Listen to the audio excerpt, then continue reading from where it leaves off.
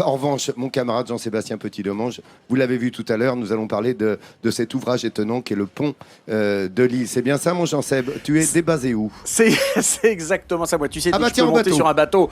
Je monte et là, je fais comme avant le pont, comme avant 1988, quand il n'y avait pas de pont. Je suis arrivé par la mer ici au port de Saint-Martin-de-Ré. C'est vrai que de tout temps, les Rétais ont assumé leur insularité. Et puis, à un moment, c'est vrai que les obligations du tourisme ont fait que on était obligé de trouver une solution. Donc, on a décidé en 1986 de construire un pont. 2 ans après ce pont était fait, ça donne quelque chose d'un ouvrage de 2 km 900, 28 piliers qui forment un arc de cercle qui monte à 30 mètres de haut. C'est élégant, on va le découvrir, on va aller dessus et on va aller dedans.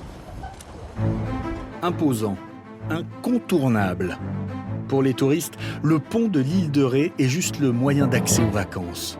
Ce que l'on sait moins, c'est que le pont et son péage font vivre une 50aine de personnes. De la barrière de péage à la sécurité, en passant par ses entrailles, le pont de Lille est un petit monde qui fourmille de surprises.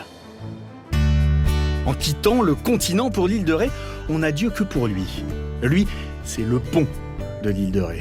3 km de long, 15 mètres de large, 50 000 tonnes de béton. C'est le 4e plus grand pont de France.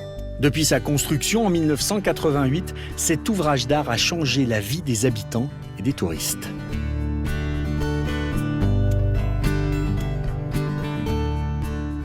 C'est un fameux boulot de l'avoir construit et que ça permet quand même d'accéder facilement à l'île de Ré à laquelle on n'accéderait pas autrement. C'est bien pratique par rapport à avant où il y avait le bac et c'était très long. On va beaucoup plus vite, si on peut dire. Aujourd'hui, la traversée du pont dure seulement 2 minutes. Mais avant sa construction, il fallait emprunter le bac, un bateau à fond plat. L'été, on pouvait attendre jusqu'à 6 heures pour prendre le bateau. Jean-Gilles Marcello, directeur du pont, se souvient. Avant du temps des bacs, il fallait gérer sa vie et son planning personnel en fonction des passages des bacs, des heures d'ouverture et de passage. Aujourd'hui, les gens sont beaucoup plus libres. Il y a une continuité sur le territoire pour pouvoir se déplacer quand bon il leur semble. Tous les ans, plus de 3 millions de véhicules empruntent ce colosse de béton, capable de résister à de fortes rafales de vent et même à des secousses sismiques. Tous les véhicules qui traversent ce bras de mer doivent passer le péage. Gratuit pour les habitants de l'île, il est payant pour les visiteurs. Et à la barrière de péage, c'est Marie-Monique Brasseur qui officie. Bonjour monsieur. Elle fait partie de la 50aine d'employés du Une site. bonne journée à vous. Au revoir. Ce qu'elle aime, c'est le contact avec la clientèle, qui, une fois au péage, est impatiente de mettre les pieds dans le Au sable. revoir madame, merci bien, au revoir. Oui, il y a l'excitation comme tout le monde. Quand on part en vacances, on est content d'arriver, quoi. Donc, et quand le soleil est encore là de la partie, c'est merveilleux. Voilà, ils attendent qu'une chose, c'est de poser les valises. Et pendant que les vacanciers filent tout droit vers l'océan, il y a une personne qui ne chôme pas. C'est Martine Doucet. Elle est surveillante du péage et du pont. Et pour elle, les journées sont loin d'être un long fleuve tranquille. Véritable sentinelle du pont, elle vérifie tout ce qui pourrait être dangereux pour les utilisateurs, à commencer par la météo. Donc là, on a reçu un fax météo qui annonçait des pluies fortes. Donc j'ai juste vérifié où on est des températures, du vent, surtout du vent. Lorsque les rafales de vent atteignent plus de 80 km/h, une alerte est lancée. La circulation des piétons, des vélos et des caravanes est alors interdite. Mais les fermetures sont très rares. En 26 ans, le pont n'a été fermé à la circulation que 2 fois. En 99, c'était à cause des rafales de vent, qui étaient vraiment très importantes et la circulation était impossible. Et Cynthia, en fin de compte, la mer avait passé par-dessus le pont, donc il était à Rivedoux. C'était inondé au niveau de Rivedoux. Et donc, effectivement, les voitures ne pouvaient absolument pas circuler.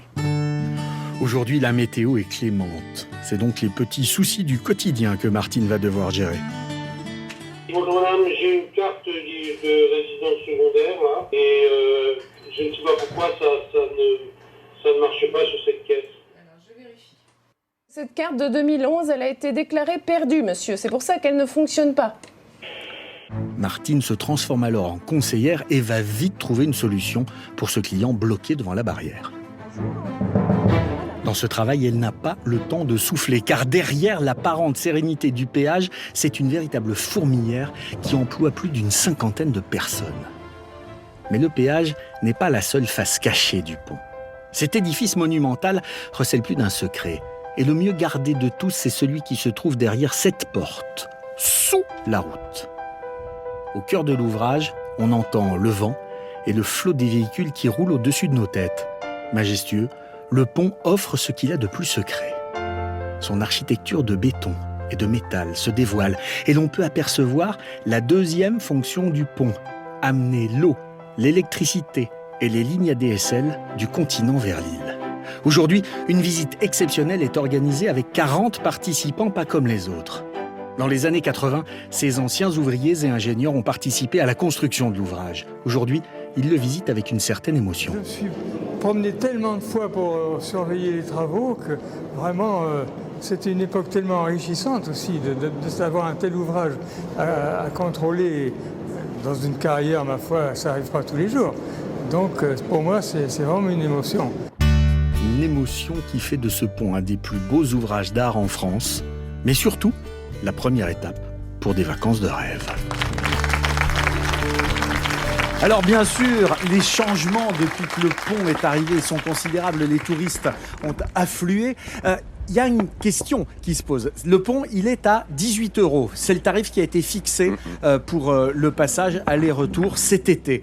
Avant, c'était fait pour financer les emprunts qui avaient été nécessaires pour construire le pont de l'île de Ré. Depuis 2012, c'est devenu une écotaxe qui soutient le programme Capré, qui a été mis en place par le département de la Charente-Maritime avec beaucoup d'actions autour de l'environnement, évidemment, parce qu'on se doute que autant de véhicules crée des nuisances. Donc on gère, on restaure les milieux naturels, on finance des aménagements, on finance des transports en commun propres avec ce pont, cette écotaxe de l'île de Ré. C'est vrai que moi je dois dire qu'arriver ici en bateau, c'est quand même drôlement plus poétique. Et je voudrais remercier, tant qu'à faire, la SNSM de Saint-Martin, avec son président Jean-Luc qui pilote le bateau, avec Alda également qui nous ont accompagnés parce que l'été arrive et c'est important de soutenir la SNSM. Tu as bien raison, bien sûr, et on s'associe à toi pour les bénévoles de la SNSM,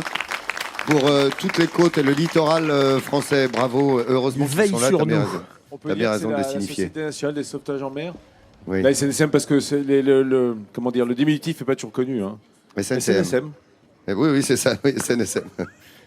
Absolument, merci beaucoup. Non, Non, mais d'accord, mais tu as raison. Oui. Il s'en prie. Voilà.